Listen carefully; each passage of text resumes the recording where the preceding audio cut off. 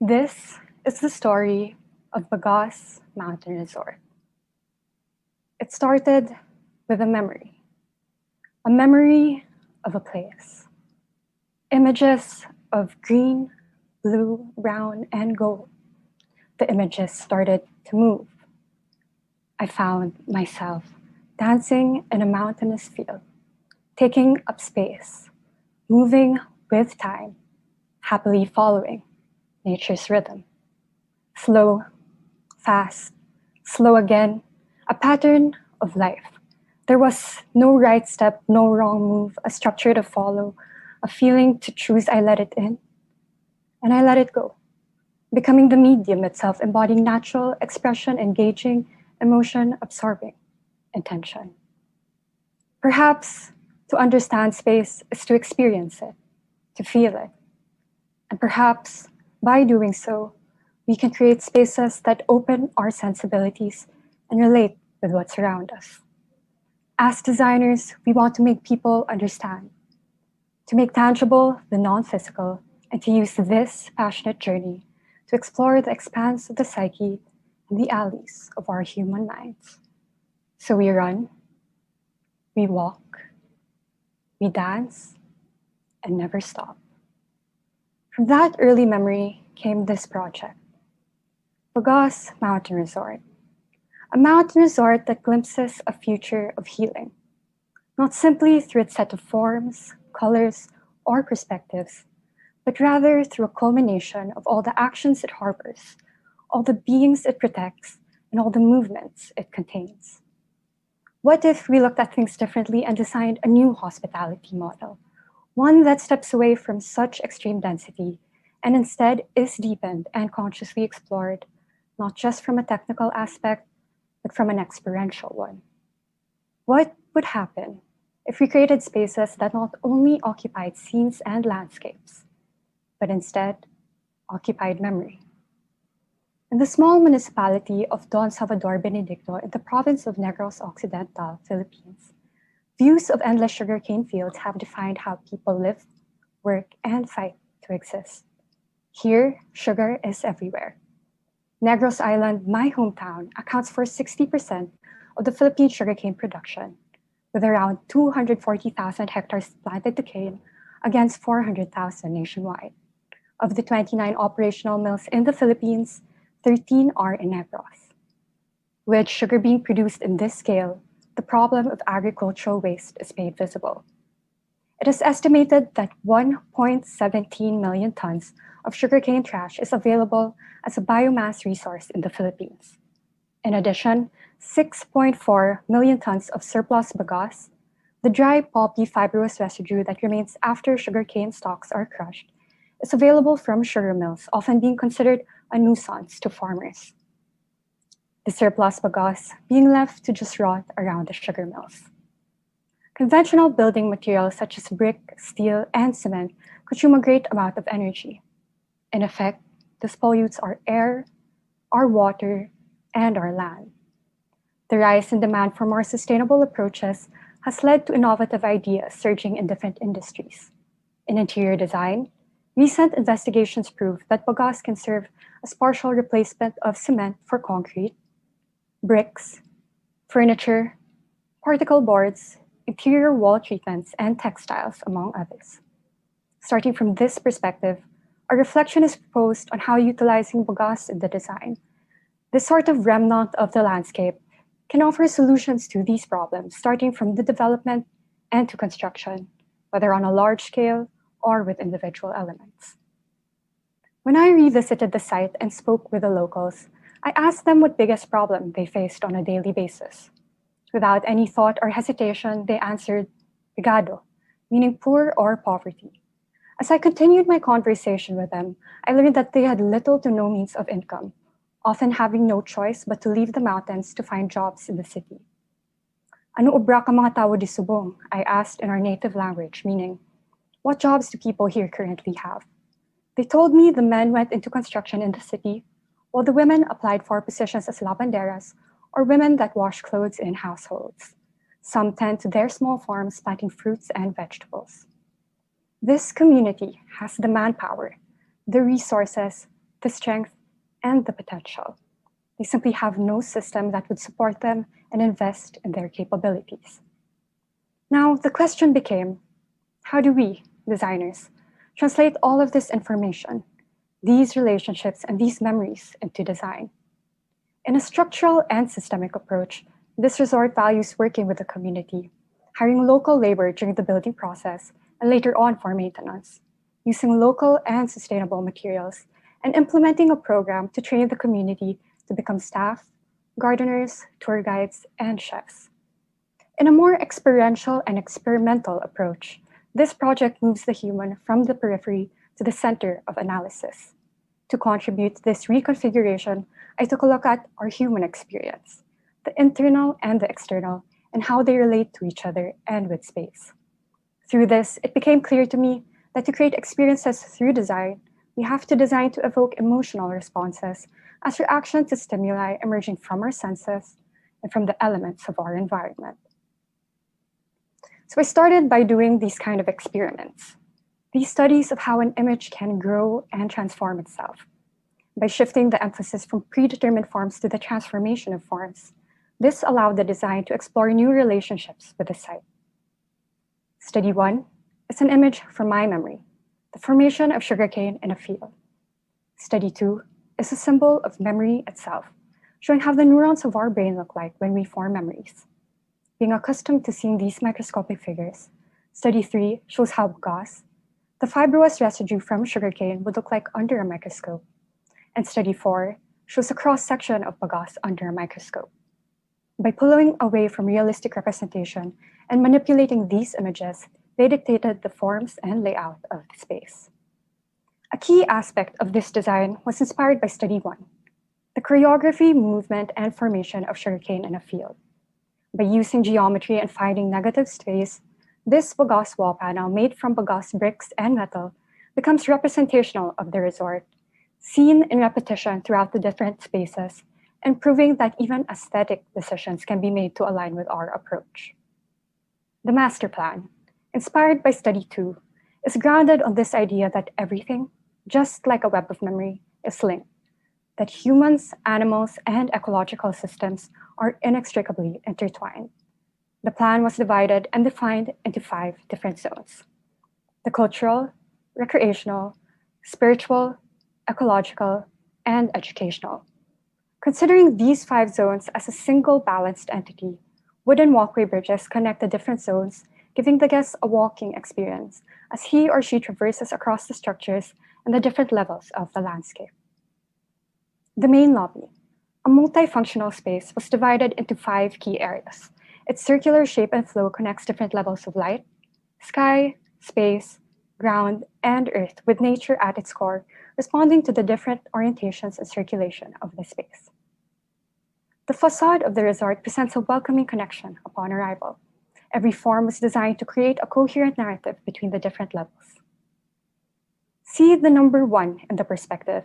The bagasse wall panel is at the focal point of the whole lobby. As you shift your focus beyond the bagasse wall panel, the central seating area was made to form a dialogue with light. As the sun changes its direction and altitude angle, it penetrates through the different areas, creating a dynamic dialogue with space and time. The design of the community retail shop mimics the raw atmosphere one would feel during the process of production, celebrating the authentic essence of materials molded by hand.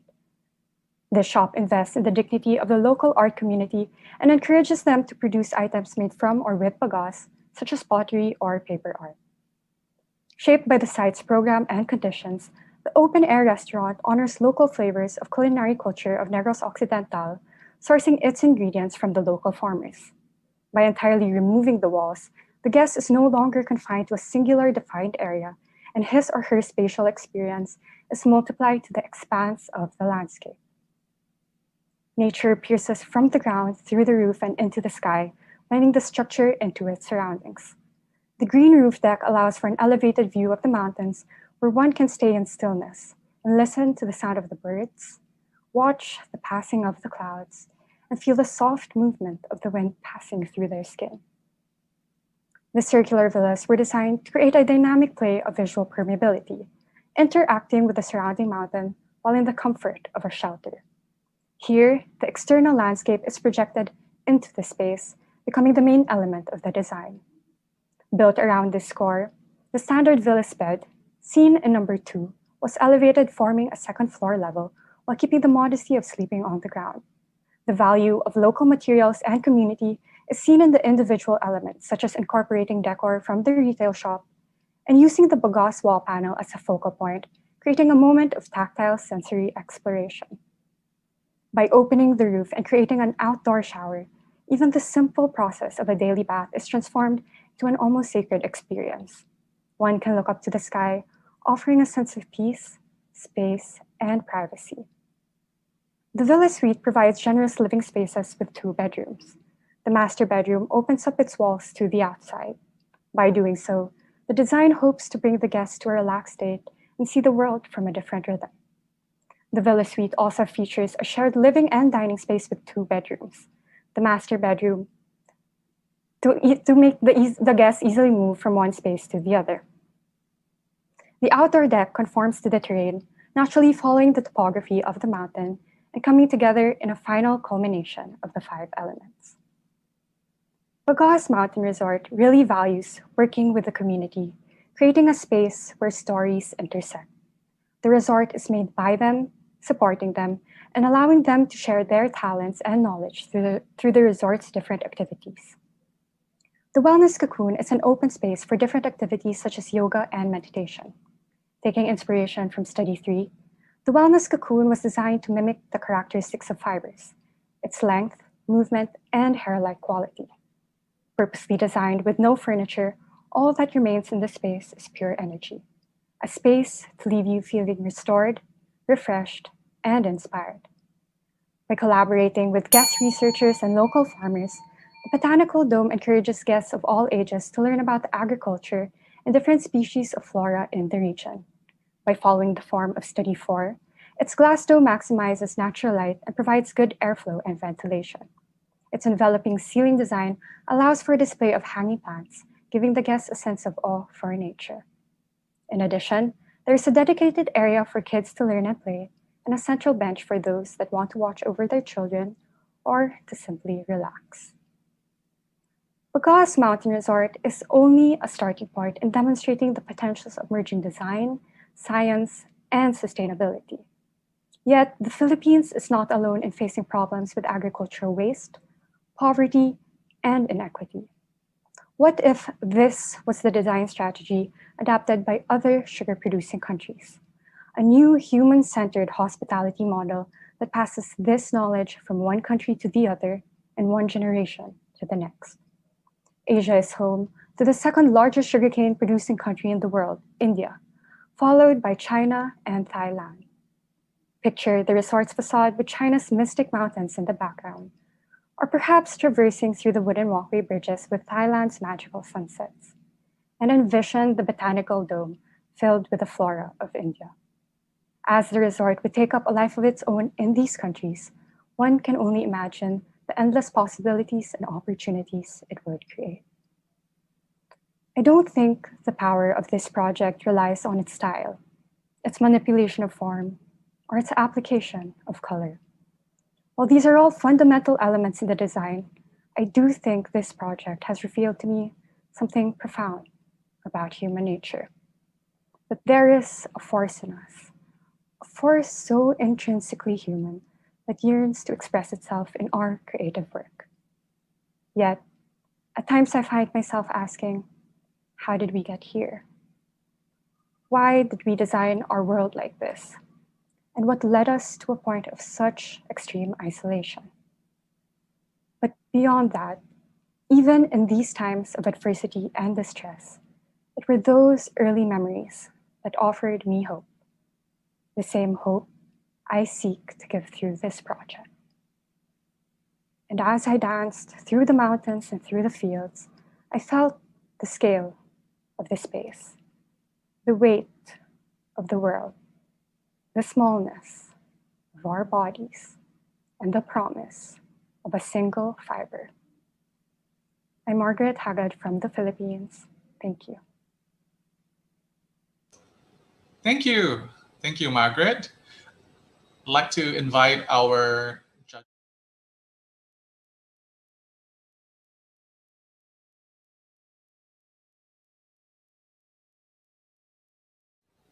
Architect Jabi, would you like to start, or you would like to get someone else?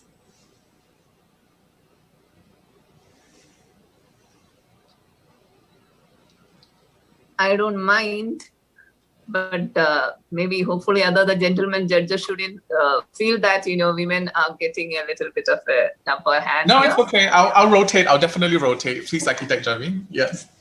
Yeah. So I must say that it was like Margaret listening to a beautiful poem. Well articulated. Well articulated. It was like really made a lot of meaning for me. 老师觉得你的设计很有意思，就真的意境有在。And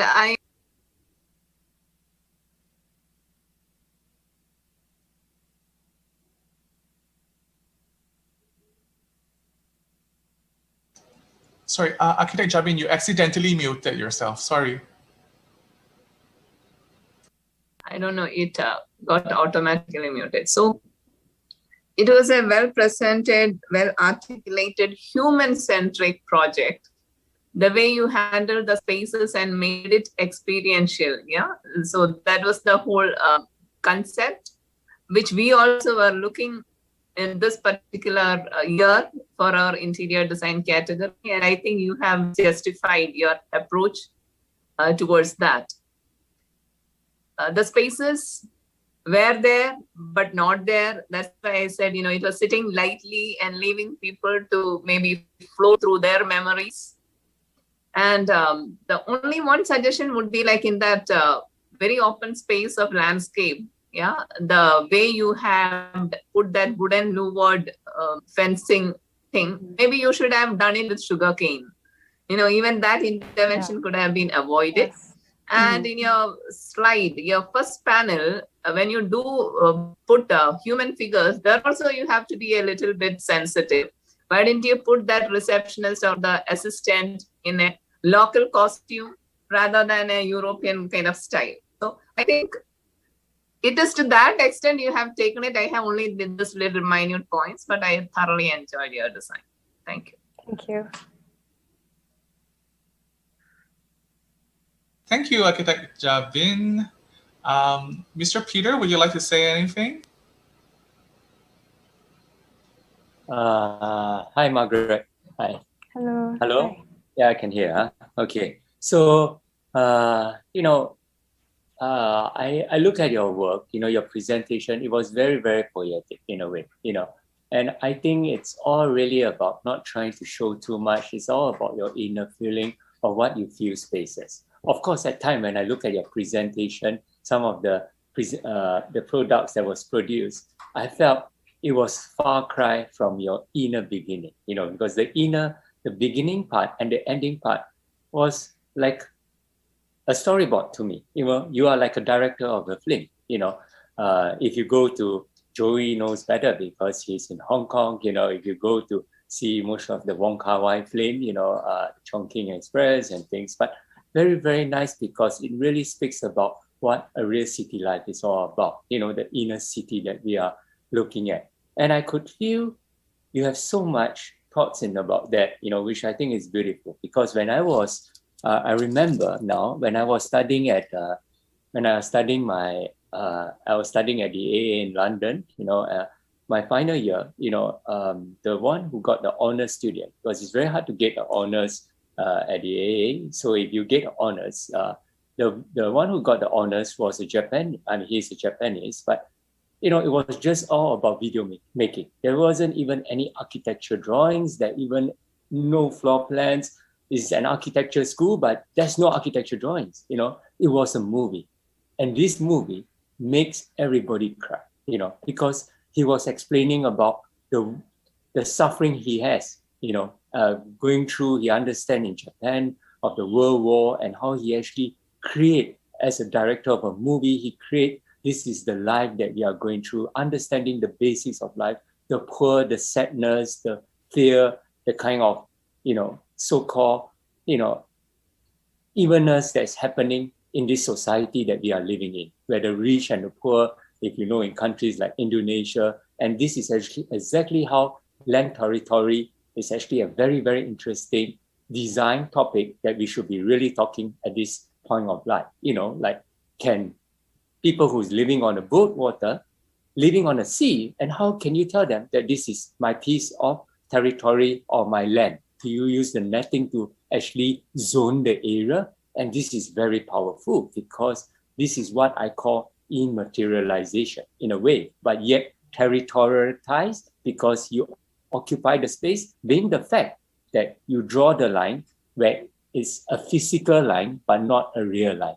And this kind of emotive dimension is what I really look for in every project, you know, and I could see that. And if you look at, for example, if you go to the Teshima Art Museum, which I'm sure, I mean, I'm not Japanese, but yeah, I've been there, you know, it's designed by Ryo Nishizawa. You know, it's almost very interesting. It's a 40 by 60 meter kind of structure building, you know, 4.5 meter height, but there isn't any structure and column, you know. So it's an architecture that is not an embellishment. It's not something that looks good or this is exactly in the trend. But if you look at it, the museum without a structure, it looks like almost creating a cave. The architecture becomes a cave. And this interior space, which you show in your few photographs, which was very powerful, it's not designed by any architect or interior designer. It was a space that was crafted by itself. It molds by itself. And this molding is an interior space that not any designer can do it. It's how you leave the space and create the mold. And I would like to see this. And that's why just now, when you show some of your finished work, I felt disappointed in a way because the beginning was about this molding. It's exactly the last thing is, okay, I need to quickly wrap up. The last thing is if you look at Peter Zumthor's work where he did for the Serpentine Pavilion, you know, basically, you know, it's nothing. It's not about his architecture. It's about this landscaping. It's all about, you know, creating an architecture which is just using simple wood, you know, and he used this wood where he painted in a black paste and sand mixture.